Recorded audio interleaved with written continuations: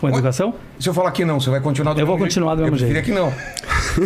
Não, mas é um pouco triste, porque você tá revoltadinho e você não está deixando eu terminar uma ideia que eu tô falando há 4 minutos. Revoltadinho é uma coisa tão ridícula de Não, falar. mas eu sei, tudo bem. Isso é um jeito respeitoso de falar? Não, mas eu tô tentando... Em que momento eu fui desrespeitoso Eu tô tentando contigo? terminar uma ideia. Mas revoltadinho, da onde veio isso? Não, por que eu tô falando? Porque Se eu falasse pra você, tá revoltadinho? Não, eu estou tentando terminar uma ideia então, que não faz sentido. Primeiro peça desculpa. Porque... Desculpas, então.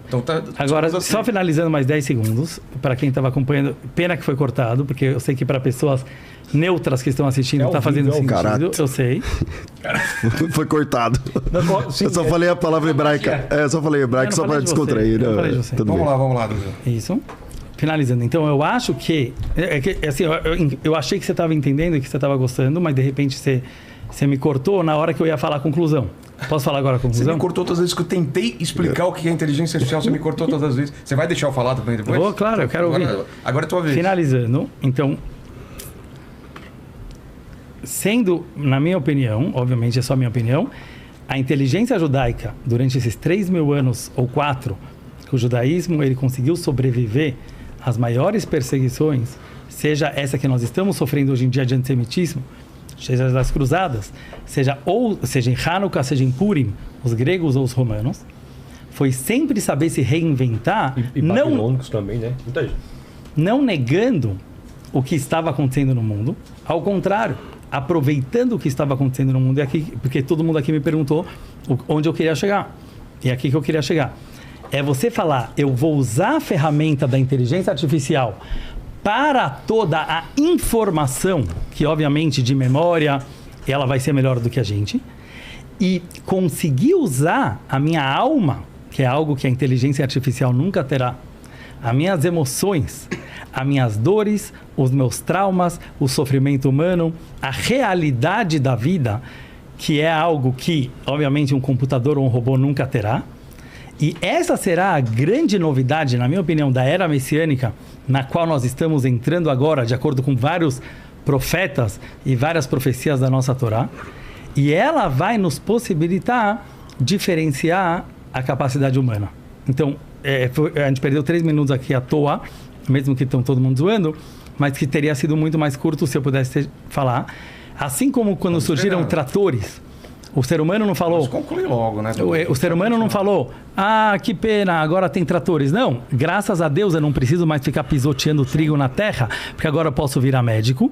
Os médicos, psicólogos, youtubers, rabinos, todos nós vamos ter que nos reinventar, sabendo que sim, a inteligência artificial ela será e ela já é muito mais inteligente que nós em alguns quesitos, e na questão de alma e de essência, não. E para mim essa é a grande sabedoria de saber um livro que foi escrito com inteligência artificial ou um livro que foi escrito com lágrimas. É aqui que eu queria chegar. O que tem a ver com o assunto? É isso que eu queria. Qual é a conexão?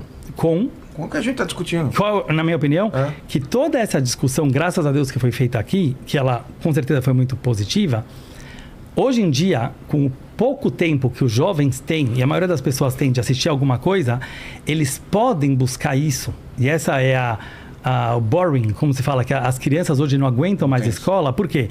Porque o professor ele vem na sala de aula e ele fala uma coisa que a criança pode aprender sozinha no Google ou na inteligência artificial. Qual seria um bom professor, ou bom médico, ou bom rabino? E eu acho que eu preciso me trabalhar muito para isso, ou bom psicólogo. É uma pessoa que ela não vai falar a parte informativa, que a criança ela pode chegar muito mais fácil do que nós. Mas escutar e sentir a dor daquela pessoa que chega para você e tocar a alma humana dessa forma. Então, por exemplo, hoje aqui nesse debate, eu acho que o cristianismo ele é uma ferramenta, independente de eu não ser cristão, não sei nem se o Mica concorda, fantástica para o mundo de hoje, porque bilhões de pessoas são cristãs. Agora, ficar discutindo o pé da letra, Daniel ou qualquer outro livro, se aquilo era Jesus ou era Koresh, eu não acho que leva nem judeus, nem cristãos, nem muçulmanos, nem ateus a se tornarem pessoas melhores. E é isso que eu estou tentando dizer, desculpe a confusão dele. Deixa eu ver se eu entendi. Você acha que essa interpretação você tem que colocar na mão de poucas pessoas e que não está acessível a todo mundo discordar ou achar a tua interpretação? Não, mais ainda, eu acho que não faz diferença. Eu quero dizer, por exemplo, eu, Dudu, Eu gosto hoje de um cristão fervoroso, que ele acredita a pé na letra tudo que vocês falaram, ou até mais, que todos esses textos sejam Jesus. Nunca vou discutir com ele para tentar provar para ele que aquilo não é Jesus ou é Jesus. É isso que eu quis talvez agregar nessa discussão de hoje, já que eu não entrei no pé da letra.